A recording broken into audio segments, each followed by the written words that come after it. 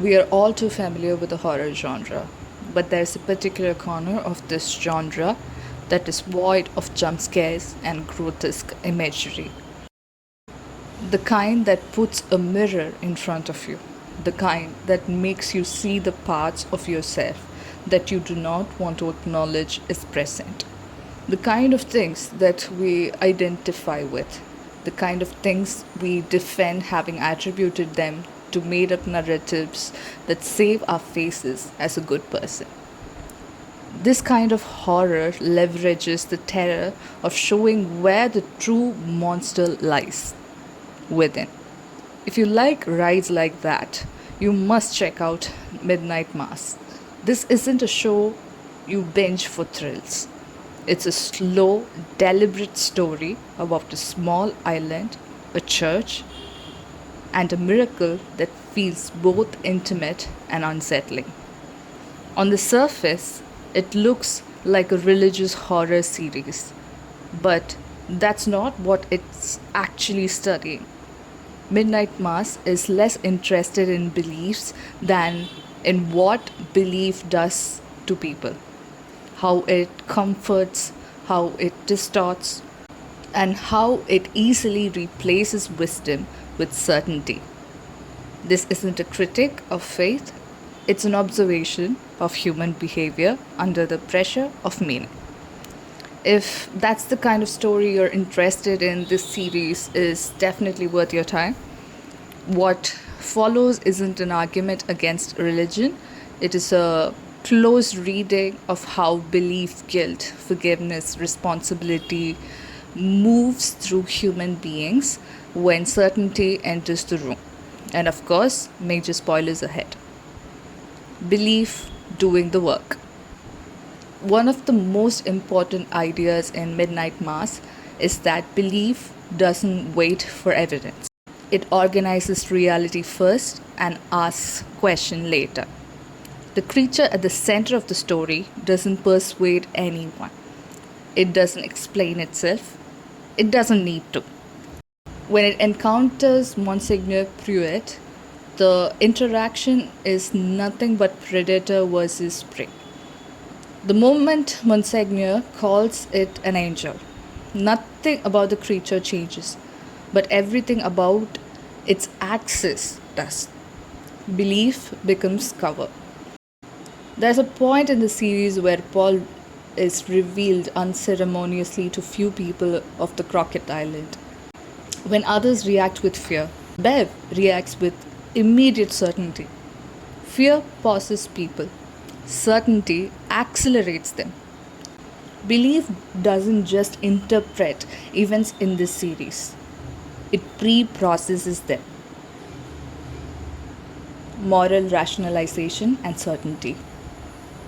Bev Keane is one of the prime case studies of this phenomena. And might I just add, Samantha Slayon, the actress that performs the part, managed to get under your skin with her performance. The sheer artistry of this woman, my words would fall short, but I digress. Bev Keane never experiences moral conflict in the events that transpire. That's the unsettling part. Not while poisoning a dog, because in her head it isn't cruelty, it is purification. Not while encouraging or justifying murder, because it isn't violence, it's obedience, it's faith, it's God's work. Not while calling the sheriff a terrorist, because that isn't hatred, it's moral defense. Her actions never feel like betrayals of her values, they feel like expressions of them. This is moral rationalization at the cleanest. There's a brilliant paper by Dr. Joanne Sang about moral rationalization. I will briefly skim over it, and if you want to take a closer look, pause the video or feel free to check out her paper. In this paper, she goes on to explain how, when we are in a moment that demands us to exercise our morality, our brains checks if the cost of morality is either high or low. If it is low, it proceeds to do it, and if it is high, it goes on to rationalize the action as moral so that it doesn't break the illusion of self being a good person. We see this in Bev Keane. She elevates her ignorance as authority. There's a scene in the series where there's a PTA meeting going on, where she goes on to justify her distributing Bibles in a public school as educational. That she was merely just trying to educate people about Jesus, not knowing that Jesus is already in the Quran. She notices that the sheriff and Erin are making rational, neutral claims that potentially expose her motives as concerning. She literally proceeds to yell over Erin and justifies it as God's work. Very clearly, we can see that when the rational route does not pave way to showcasing her moral superiority, she pulls the ultimate trump card, God, which sure as hell shuts the sheriff and Erin up. If that isn't a clear example of Dunning-Kruger's effect, I do not know what is. Confession versus accountability. In episode 3, we can see Father John starting off his confession as, "Bless me, Father, for I am about to sin." That statement is such a beautifully worded sentence in terms of pre-authorization in disguise as a confession. Responsibility is outsourced before the act. God becomes a laundering machine here, a scapegoat for guilt. Contrast that with the encounter Lisa has with Joe. Lisa doesn't begin with forgiveness. She begins with honesty. She admits her hatred first. Joe doesn't break because he already knows this. He has wrestled with this. What he doesn't expect is when she proceeds to offer forgiveness. Now this breaks him. He sobs because this is something he couldn't offer himself, nor did he expect in a million years. To be absolved. No ritual, no church, no spectacle. Just the truth, accountability, and grace. This episode is beautifully structured to show performative morality versus practicing it. Guilt that softens versus guilt that hardens. Joe and Riley in this series are mirrors. Joe punishes himself through alcoholism. Riley punishes himself through absolute accountability. One retains empathy and the other retains rationality. Also, a tiny sidetrack, just wanted to point out that Joe sobs at the death of a dog while Bev kills it. Bev dismisses Joe as a heathen when he dies later in the show. Same Bev that justifies any act of violence to protect her narrative. I just wanted to shed light on the absolute beautifully constructed irony in the writing. Chef's kiss. As I was saying, one retains empathy and the other retains rationality. Neither Joe or Riley takes a moral shortcut. Mike Flanagan sheds light on a very important niche here about human existence: the importance of negative emotions. We are in an era where well-being is misconstructed by some as not acknowledging negative emotions and living away from them. Negative emotions are there for a reason. Without them, there is no realistic growth. In context of Joe and Riley, the core negative emotion is guilt. But here, guilt is internalized. Since it is internalized, it not only produces humility, it makes a better man out of the two. When Joe walks away from alcohol despite going through withdrawal, and when he goes to Father John to tell him about his achievement, while he himself is wrestling with a similar state to withdrawal. Again, amazing acting by Hamish Linklater, the actor who plays Father John. You can really see the mix of shame and envy in his eyes right before Joe is killed. And as for Riley, he literally goes on to sacrifice himself for the sake of saving Erin. Which brings me to the next point.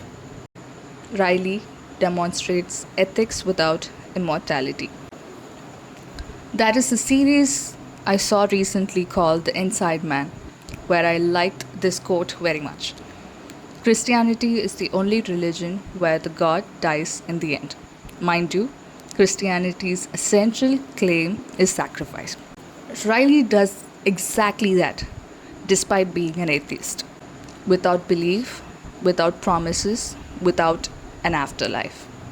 Human motivation works in the way that no matter how much pain or difficult the situation is, if the payout is perceived as worth it, the person will go through with it. Now, if it was a theist in Riley's place, that they sacrificed themselves in the promise of eternal life or heavenly rewards, that's different. Riley gives a monologue on what he thinks about death in the previous scene. He explains a death that is absolute, a complete ecological cessation. Now, a man like this, with such beliefs, giving up his life so that he may save someone, is not just poetic. It's an act of moral clarity that is so devastatingly clear that it leaves nothing behind to soften it. Because it is stripped of incentives, it becomes the purest form of sacrifice.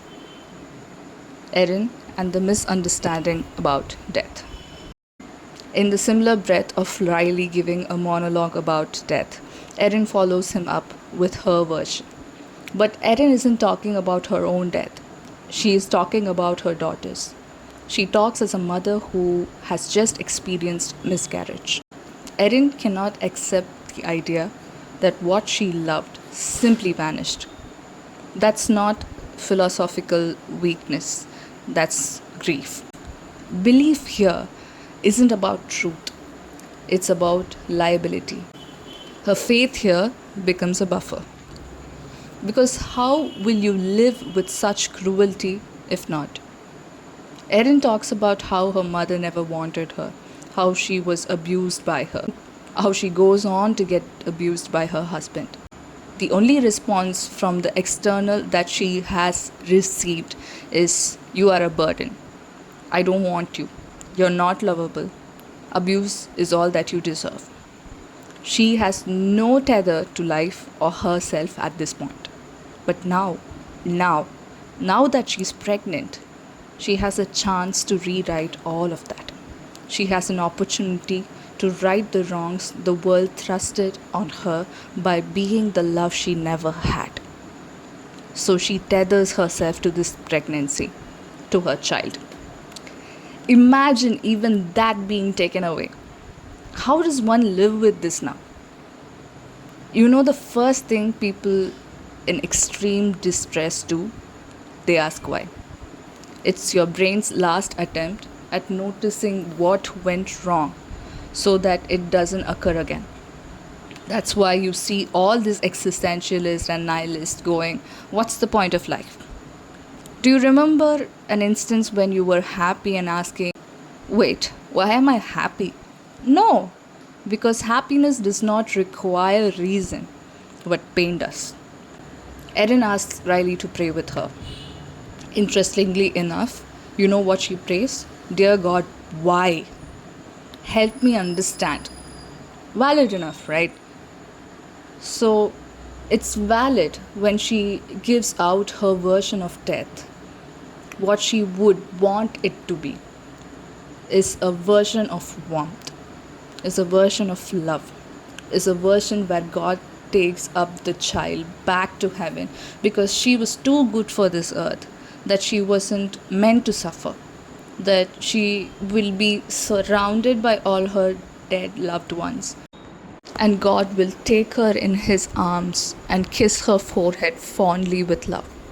A version of belief, a version which prevents her from killing herself, a version that allows her to go without a tether. Faith as a buffer. This is where the show becomes precise. Faith isn't framed as correct or incorrect. It is framed as a buffer, like I previously mentioned. It helps Erin survive grief. It helps Lisa forgive. And it helps Ed apologize to his son, something a patriarchal, emotionally restrained man would otherwise never do. Faith lowers the activation energy for impossible emotional acts.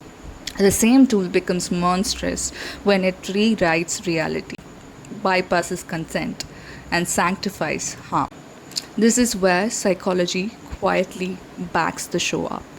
That is this paper by Shelley Taylor and John Brown that talks about something called positive illusions, small systematic distortions of reality that actually improve well being. They describe this of being three kinds: seeing the self a little larger than life, holding unrealistic optimism about the future, and believing we have more control than we objectively do. These illusions aren't delusions in the clinical sense, they are buffers. They make reality survivable. That's exactly what faith is doing in Midnight Mass. It lets Erin endure unbearable loss. It lets Lisa forgive without collapsing under rage. It lets Ed cross an emotional boundary that years of masculinity and restraint had made inaccessible. Faith doesn't make these things true, it makes it possible. But the show is careful to show us the cost. Because the same mechanism that softens reality can also rewrite it. When positive illusions stops buffering pain and starts overriding consent, denying harm and sanctifying violence, it becomes monstrous. Same psychological engine, different directions. Midnight Mass isn't asking whether faith is true. It's asking what happens when survival illusion forgets its limits. John Pruitt and the failure of wisdom. When John opens the AA meeting, he opens it with the prayer of serenity, which goes something like this: God, grant me the serenity to accept the things I cannot change, the courage to change the things I can, and the wisdom to know the difference.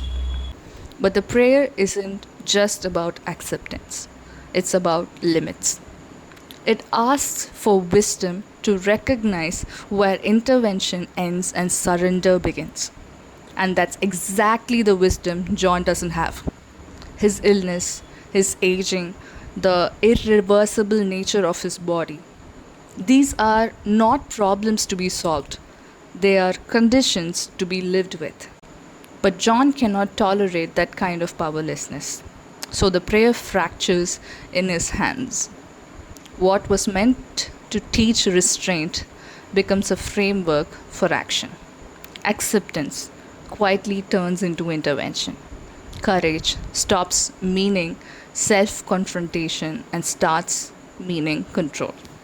That's a thin but crucial line the prayer insists on between what can be changed, what cannot be changed, and what should not be changed. John erases that line. Later, he doesn't abandon the prayer, he reinterprets it. He uses language to justify what follows. Deception becomes mercy, truth becomes something to be delayed. Consent dissolves under the logic of for their own good. This isn't hypocrisy. John isn't betraying his faith. He is rationalizing through it. At that point, faith no longer orients behavior, it organizes people. And once faith starts managing people instead of limiting power, harm doesn't look like cruelty anymore. It looks like obedience. The end. responsibility without answer. The island doesn't collapse because faith is disproving. It collapses because beliefs runs out of rationalization.